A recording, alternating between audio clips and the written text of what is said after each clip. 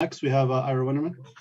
Duncan, what do you take into consideration when it comes into free agency? This is sort of your first foray in there. It's a little unusual. It's restricted. There could be a match by the team.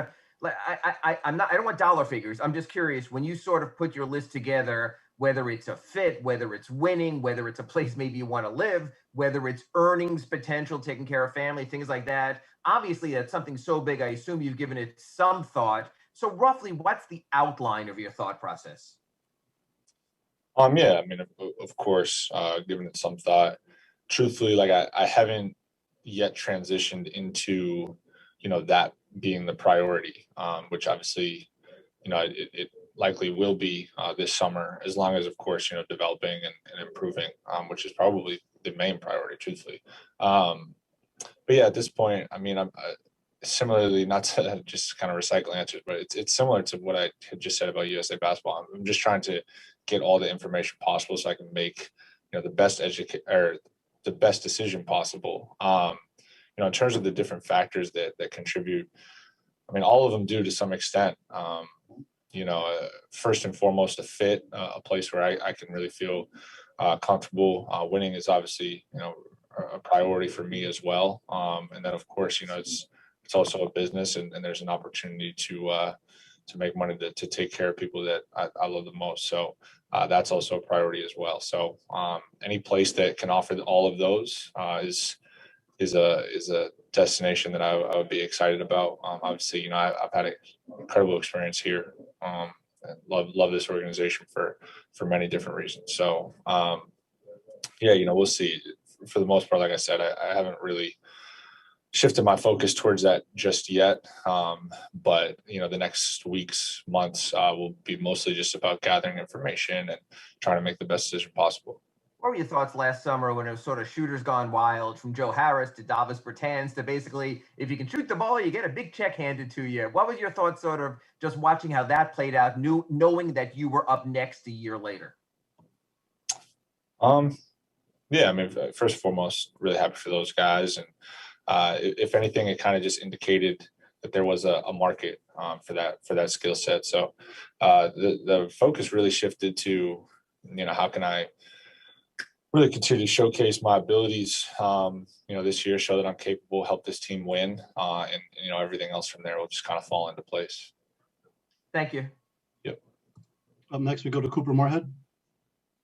Duncan, your jump to the head of the line as far as the league shooters has been so fast over the past 2 years that we've had a lot of opportunity to talk about the way teams have adjusted to you and different defensive schemes and all that.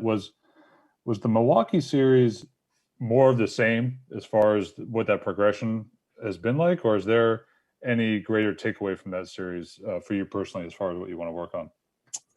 There's definitely takeaways from that series in terms of personally what I want to work on. I mean, I think if anything, it was, it was a good example of the areas in which I feel like I can improve and will improve. My strength and kind of my body being a main emphasis. Obviously, the game plan of theirs was to be super physical and just kind of take me out of rhythm. So that's going to be a huge emphasis going forward. I've made improvements since I've been in the NBA, but there's still plenty of improvements to be made in that regard. But it's hard looking back, just frustration, and obviously this series obviously didn't go the way any of us expected or hoped. But at the same time, try to keep perspective and try to learn and take away the value from it, because I think there is some there. Yeah, obviously you got back to, there was a slump in the middle of the season, but you got back to 40% over X amount of attempts per game on volume. But by and large, the team's offense never really seemed to come together as far as finding rhythm and footing, other than in the last month when shots were falling. Is there any reason, looking back, why you can kind of put your finger on why that happened? I think continuity is a big part of that. When you're developing an offensive rapport and flow, I think continuity is really important. And there's no excuses, obviously, but when you try to look at maybe potential answers as to why, I think that's definitely a reason that shouldn't be overlooked. Guys in and out of the lineup, stuff changing on a night-to-night basis, personnel changes, just like a combination of all those things, I think contributed. We also had stretches where I'll just speak to myself personally, like the ball just didn't go in the way you want it to. And that's going to happen. Try not to get too caught up in that, but like you said, hopefully the hope is that it levels out. And I think towards the end of the year, there, I think you saw the offense really trending in the direction that we all knew it was capable of. Okay, thank you, and have a good summer. Thank you, too. Up next, we have Shannon Irish. Hi, Duncan. You mentioned some of the hurdles that you guys had to overcome this year. When you look back and you think about it, what are some of the things that you're most proud of that you guys were able to accomplish this year? Yeah, for sure. I mean, particularly with that start, the short break because of the long run last year, and our Jimmy missing as much time as he did, due to protocols and whatnot. Just the way that we kind of came together and bounced back off of that. And I think a lot of teams had kind of written us off as maybe probably not even a playoff team at that point. I can't remember exactly what our record was, but we were probably 5-6 games, maybe even more, below 500. So to like basically scratch and claw our way back to, first of all, 500 going into All-Star, was definitely an accomplishment. And then, from there, I think the second half of the season, we started to kind of round into form. Obviously, I didn't necessarily see that in the first round series. But I think really in the second half of the season, we were really starting to trend in the right direction. Thank you. Next, we go to Joe B with Heat.com.